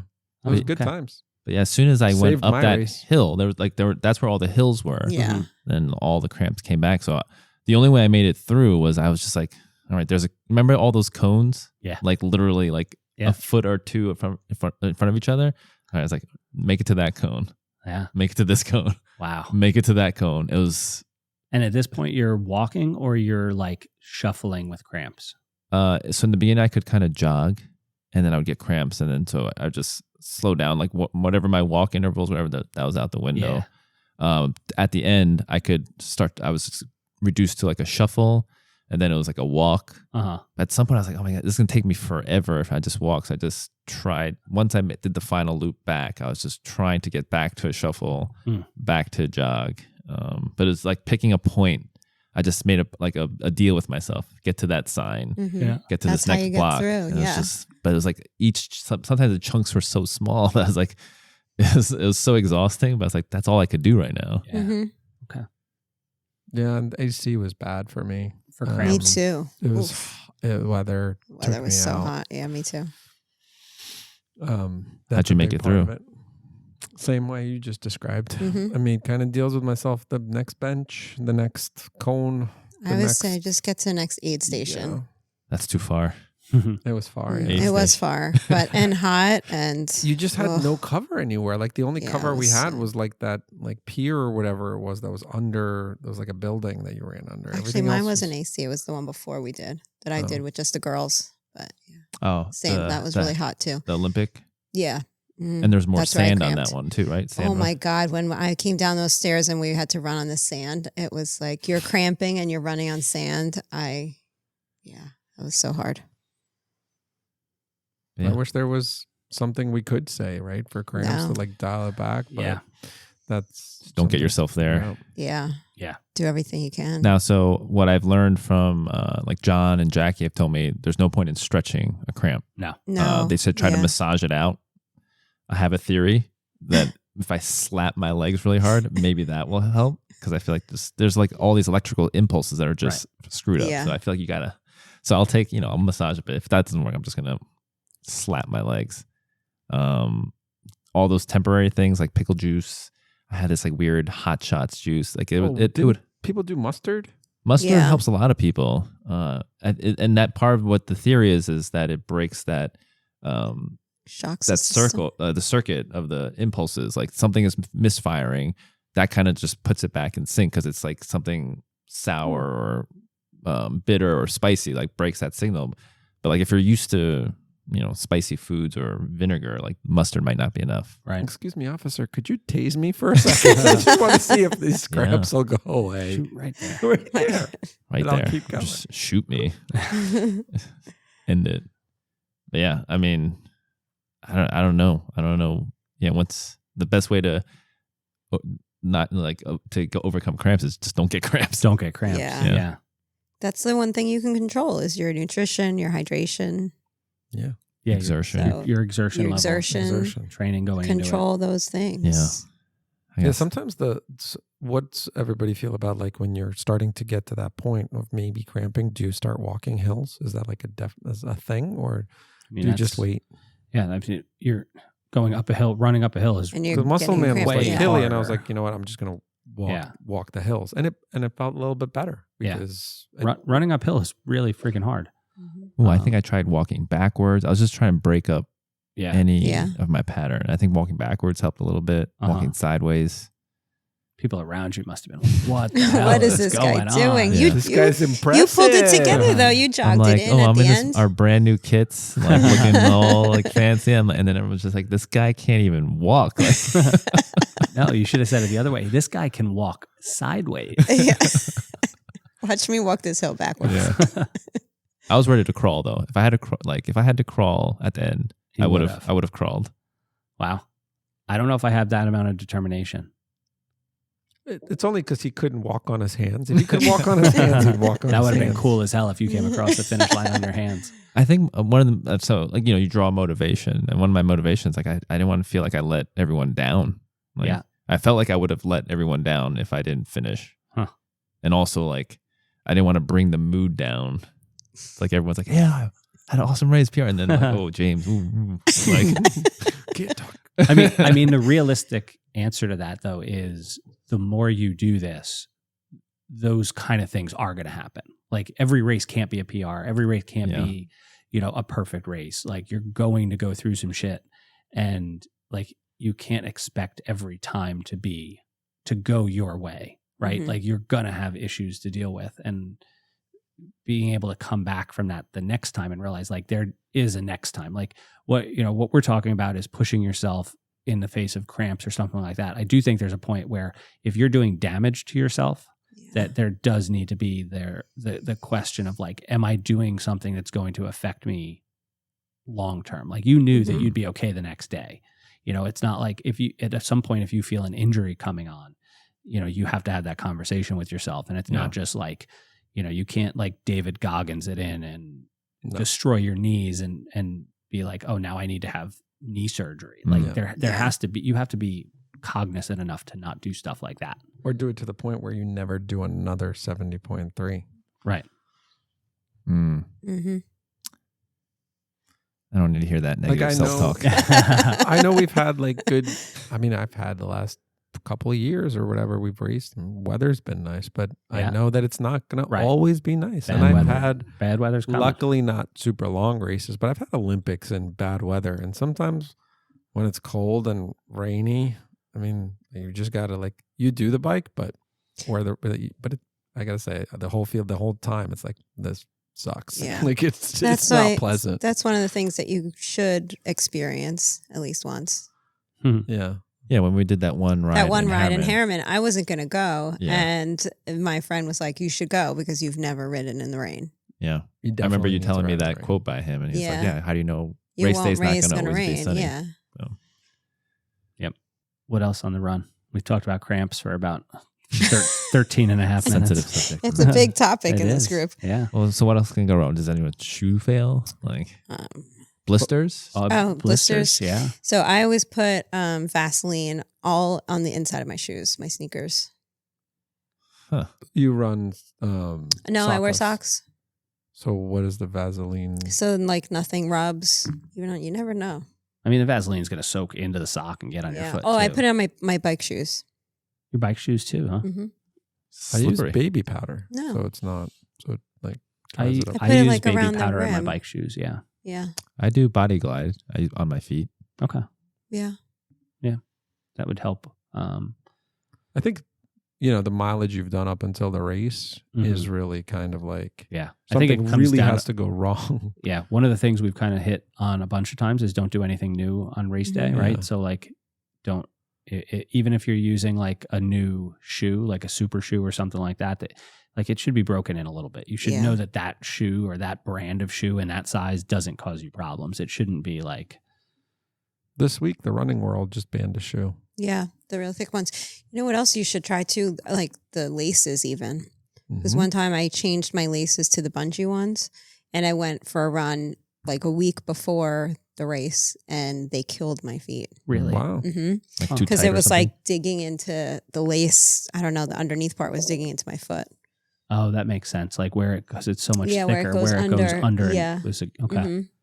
So What like the smallest things you think won't matter. Yeah, Has anyone ever had gastrointestinal issues on the run? I have not. But No. if you're going to get them, that's probably where you're Yeah. going to get them.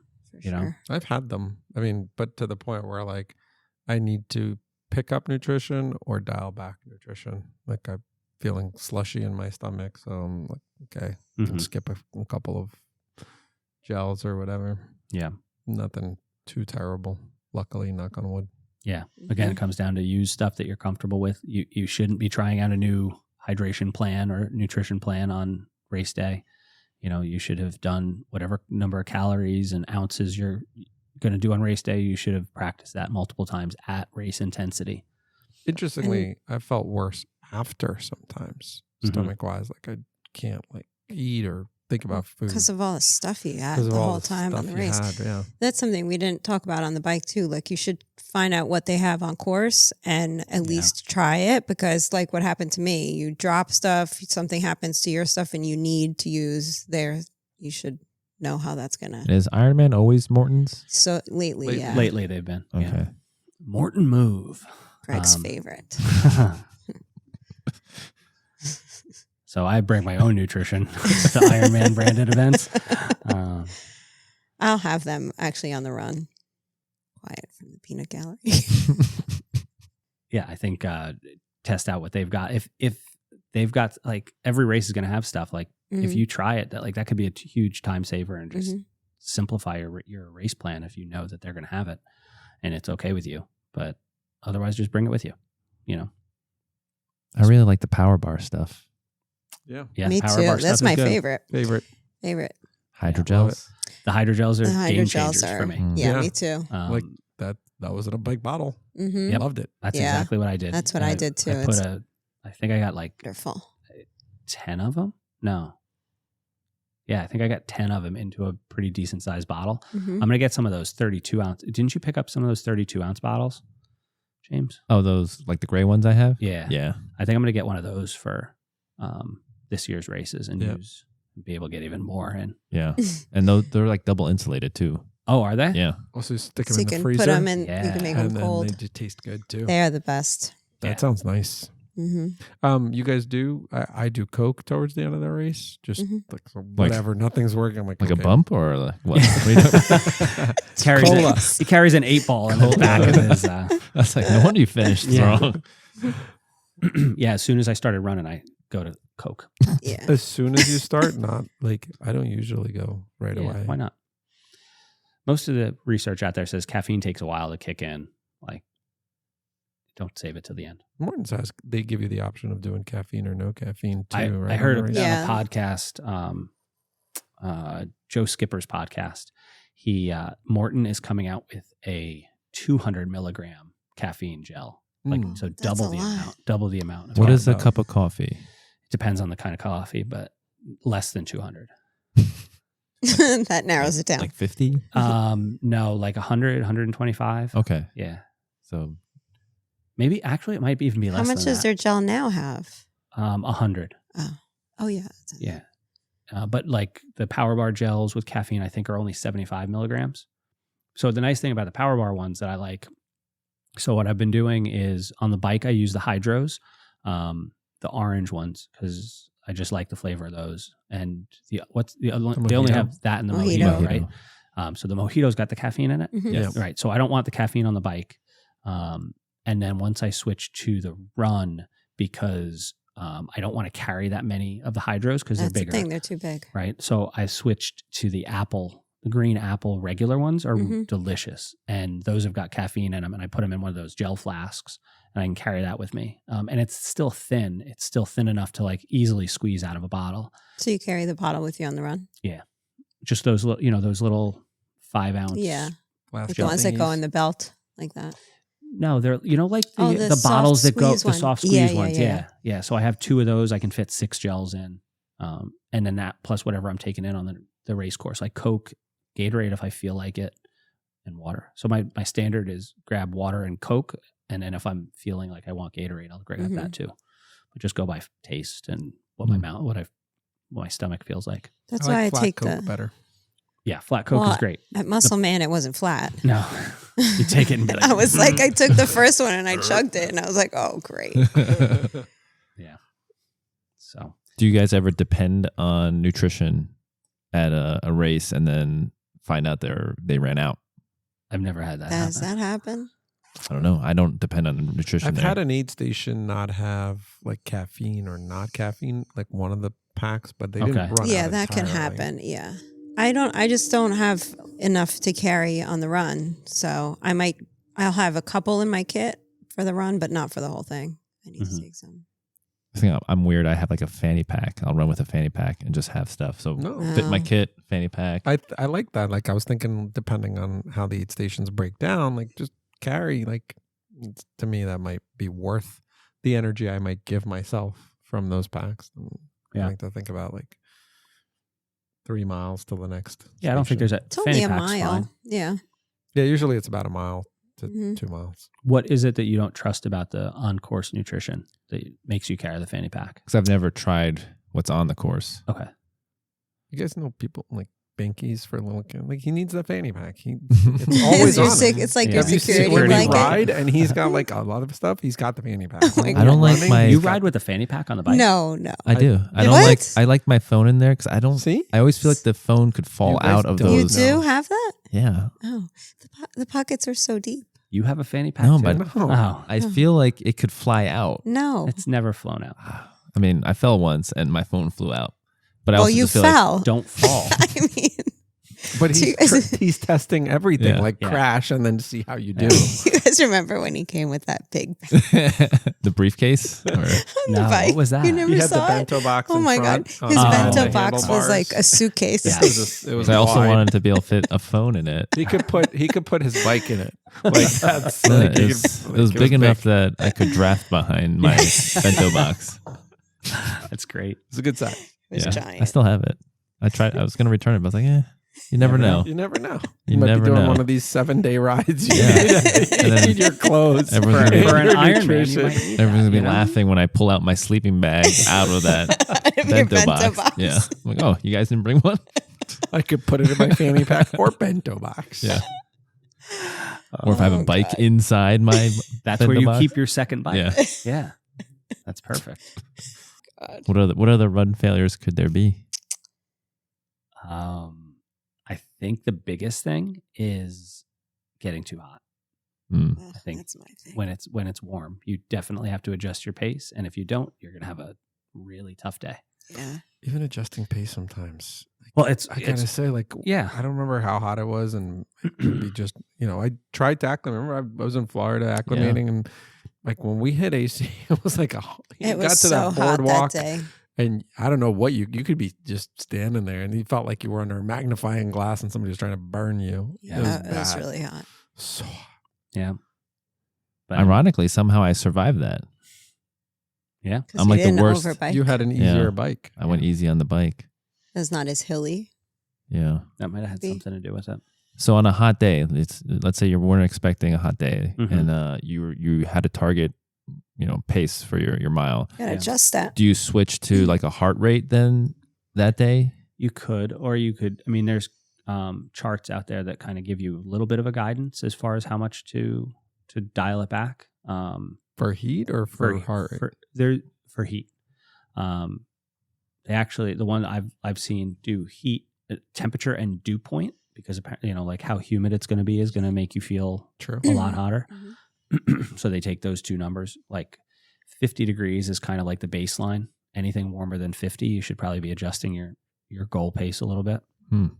And it's like every 20 degrees is 2 or 3% of That's a not a change. lot. It's not a lot, but I think to use those numbers accurately, I think you also have to be used to running in whatever those temperatures are. So it's like if you train in 50s and race day is going to be 90, I think you're screwed. Yeah. Yeah. Period. So Like if you're acclimated to 90, you still have to dial it. you put in Yeah. that percentage. Right. So if that's 40 degrees, it might be like 7 or 8% Okay. And slower. It takes more than like a week vacation in Florida to Yeah. acclimate. Yeah. It takes a long time. You get Yeah. nothing from I feel like I never fully acclimate to because heat. you're not there long enough. Right. No, even Yeah, I mean, within like I never summer. fully acclimate to heat, even if I would do a bunch of acclimation and then the race day was Well, hot. I right. feel like I would just, You might not be as good as others, but you're going to acclimate better than you unacclimated. Mhm. You know what I mean? Like there are physiological changes that are going to happen. yeah. Unfortunately for people like us, the bigger you are, the harder. Heat is going to kill us. And I just look at that heart rate and it just starts climbing and I'm like, oh, this is going to suck. Yeah. I mean, even like today was a good example. Like I ran Today was after warm. work today Mhm. and like I ran Tuesday morning, and when it was cool enough out that it was like 30, 35, and my heart rate stayed super low the whole time. It was great. And then I ran today after school and it was constantly like having to dial it back and dial it back and dial it back. And Not 2-3% either. no, it was a lot. It was like, 'cause warm. we haven't had, it was, and It's it was like almost 70 degrees. Yeah, it today. was like 67. Yeah. And that's the first time I've ran outside in that heat. Like I'm just not used to it. Yeah. Now, do that a bunch, and you'll get used to it.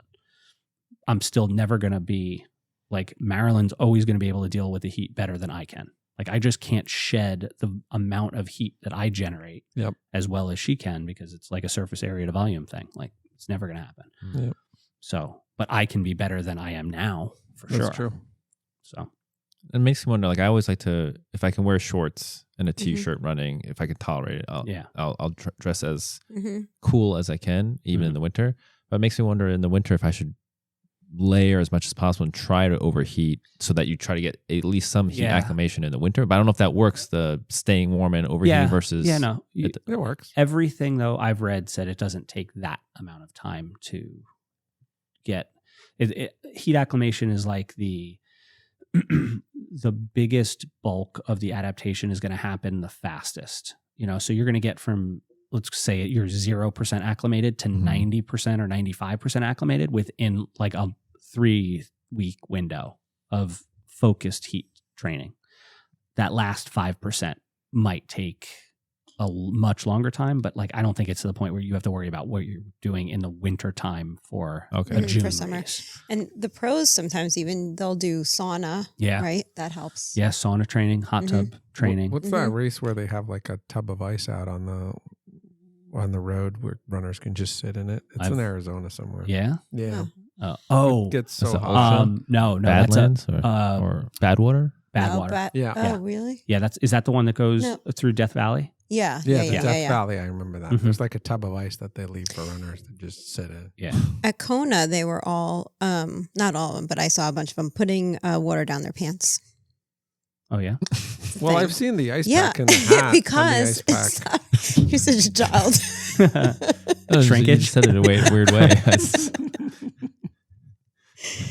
It's because you have glands and it cools you down. Mm. So down your shirt and down your pants. The hat thing putting it in the hat never worked for I me. usually see, wear I a like visor. that. Oh, yeah. That's why I wear a hat so I can put ice in it. I don't I wear a just- hat I because just it makes fill me the hat up hotter. with ice. Mm-hmm. Back I of love the The hat that neck makes me hotter. and under the arms. So That's good. Andrew Huberman has a great podcast on this, and apparently there's the best places to cool are the palms of your hands, the top part of your face, so from like the nose up, and the bottoms of your feet, which you really can't do much with. That. Those are a special type of tissue that they're like the radiators of your body. So So you if you should hold the ice like this. well, that's why While you run. I think on your in your hat where the cold water then will flow down on your face is a good thing. Jackie said she was holding ice when she did Hawaii. Mhm. She would grab ice and run with it in her Yeah, hands. It's a I think good that's idea. a super Yeah. smart idea.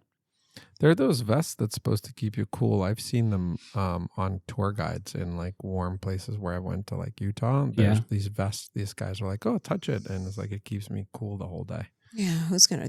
Yeah, run but with I mean that the in a weight. race? But nobody's in a gonna race. run with that. I mean, like the Tour de France guys will wear that when they warm up to help cool off.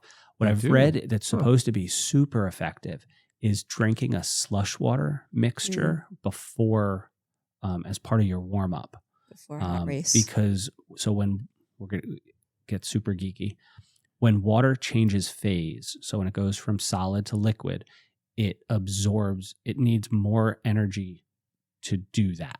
Yeah. So Absorbs your if heat. you put that into your gut as ice, it will soak up a lot more body heat when it changes phase. So you make this slush mixture and drink How do I it. get slushies in my long races? I know, right? I know. You need to bring a cooler bag. Could like my support crew just So- start handing me slushies? You need a cooler If bag. Jerry does not do Wilmington, he There can we stand on go. the He side can of the be our road with a slushy cooler guy. and have 7-Eleven slushies. That'd We be need great. Coke Slushies.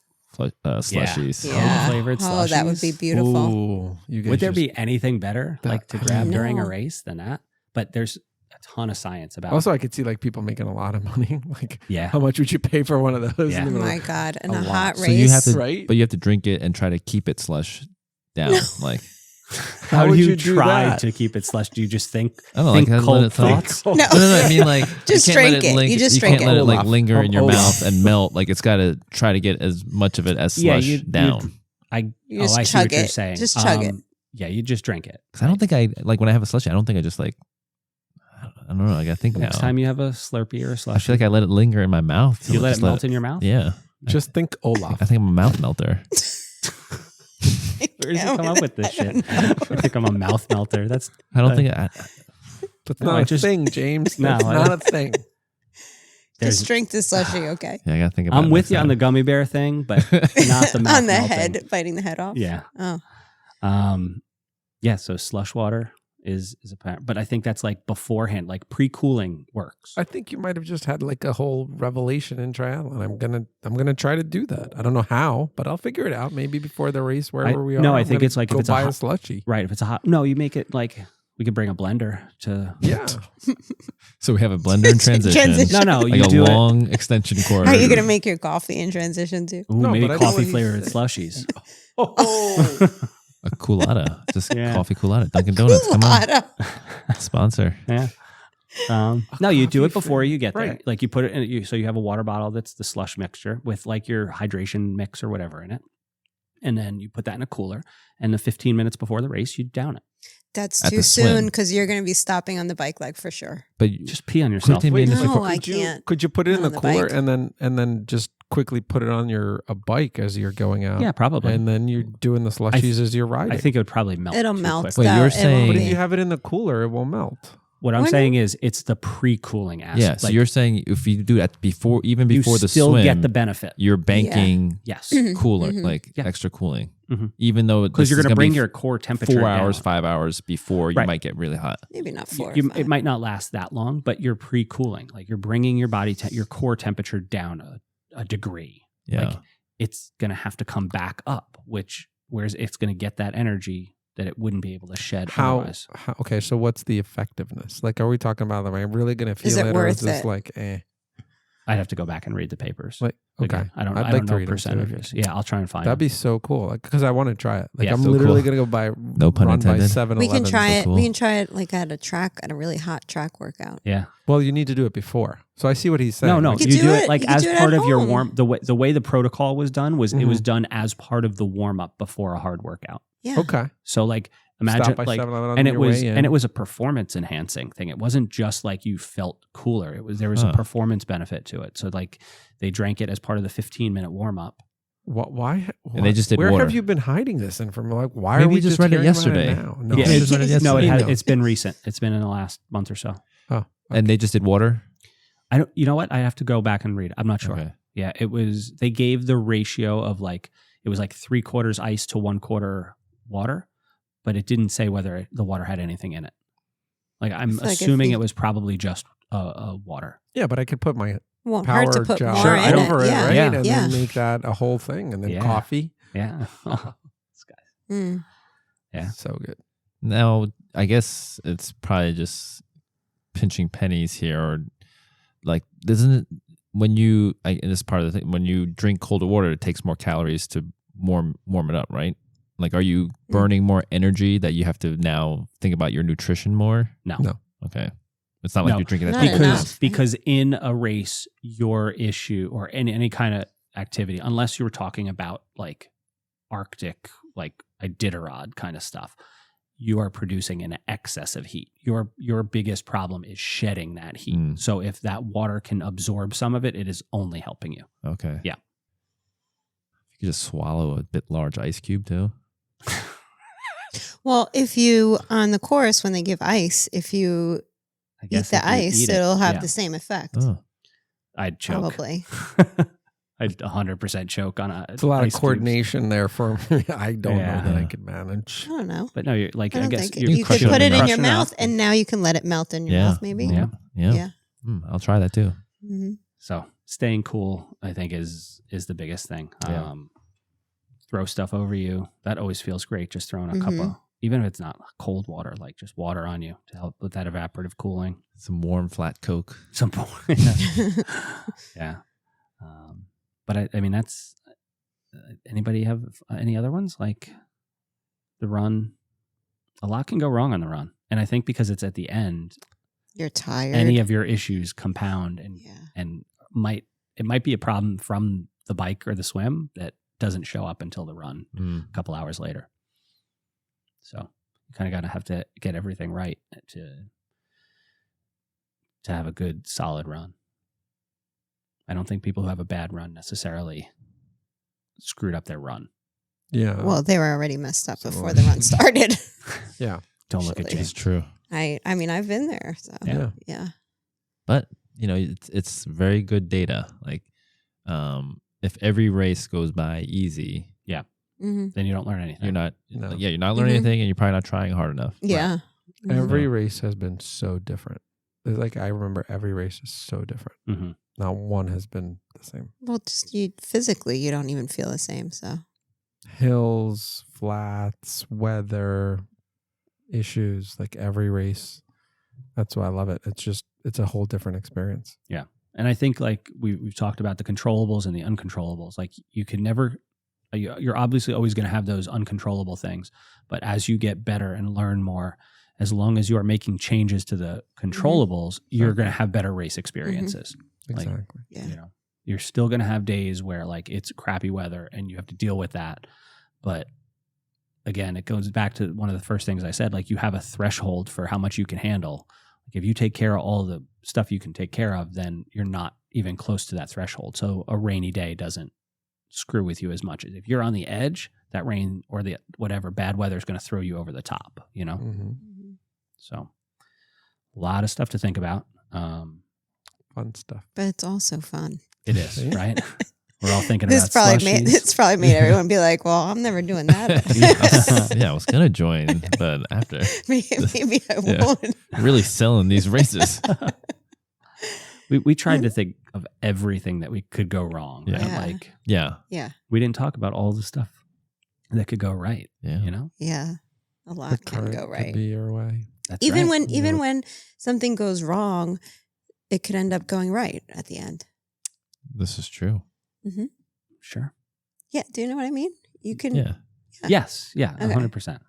Like even when you have a flat tire, maybe that's not Yeah. the right way to think about it, but I think about it like I just have to be faster than that guy, and maybe he's gonna have some other thing go wrong, and I'm still gonna Yeah, be and you're faster still than gonna that be guy. faster. So what Yeah. if you were over biking? You got a flat. You Uh-huh. rested, And that calmed you down. And, and you're then like, oh, my And race then is you over. what if went- you PR the run because Yeah. you were forcefully slowed down Dropped on the my bike? chain at Wyckoff I and I, like this positive podiumed. spin. Yeah, I like it. Way to go, guys. Way to Mhm. put a positive Turn it look around. on it. Yeah. Just I'm- never give up. I'm just thinking of Slurpees. That's what Yeah. I'm- I know this whole thing blew my mind. Yeah. we got to get like a slushy Gotta machine. do it. Even if we run Yeah, an so- experiment or just do it. Jerry, gotta do if it. you're listening, James is probably going to buy a slushy machine with the next level credit card. And I have you a know, generator. you would be the most popular guy at every race you went to if you rocked up with a slushy machine we in the back could of your make car. money. Our next Can you imagine picnic. people? You're just like it's 100 degrees. You'd be like, this slushy is going to cost you $100. People would be like, sure, Yeah. whatever. Yeah, I'll give you double. we might be onto something. Test that theory. Our Maybe next maybe race picnic. Power Bar can give us the gels in like a bulk Oh. container, and we We could could just make slushies. squeeze the gels into the slushy machine. I One feel of like- those machines that just comes out as this. I think mojito as a slushy would be pretty cool. Not to, There, not to Greg. there was this bar I went to in Houston once, and they had adult slushy machines that were Wow. they had rum and Coke and screwdrivers. They didn't have mojito. I don't think that was a thing yet. Rum and Coke probably tastes really good. It was unbelievable. I kind of Like- feel like that. Like this is going back 20 plus years, and I still remember how good they were. Yeah. So Gives me an idea James for a has race. the wheels turning. Yeah, I was thinking like you combine a beer mile with a rum and Oh, Coke in God. your nutrition. No. oh, like, there is no way No. you could run like and I don't know. pound I don't know what a you do in the slushy. swim. I Talk I about finish the- every run nauseous as it is. Talk about the brain freeze you would get from that trying to Oh. drink a slushy that fast. Like this could be some kind of crazy race where it's just Yeah. Well, we'll have to work on that. We'll let everybody know next time where we're at in the logistics of the 7-Eleven Slurpee mile. But does anybody have anything else that we could talk about? I think we've covered a lot. Mm-hmm. All right, great. Thanks everybody for listening. This is another episode of the Quad Pod. If you made it this is this our longest yet? 141? Wow. I think it is. Time flew by. Yeah. So much fun. If you're still with us, alive or otherwise, I guess. Thank you very much for listening. It's been a blast, and we'll catch you next time on the Quad Pod. Thanks everyone for listening to the Next Level Quad Pod. We really appreciate you spending time with us and listening to everything that we have to offer. If you like what you heard, please leave us a review and a rating. Those little things go a long way towards us being able to bring you more content like this. If you'd like to learn more about what we have to offer, please go to our website at goteamnltry.com. There, you can find out about all the different things we provide that can help you reach your athletic potential. Thank you again for finding time in your busy schedule to spend some time with the Quad Pod.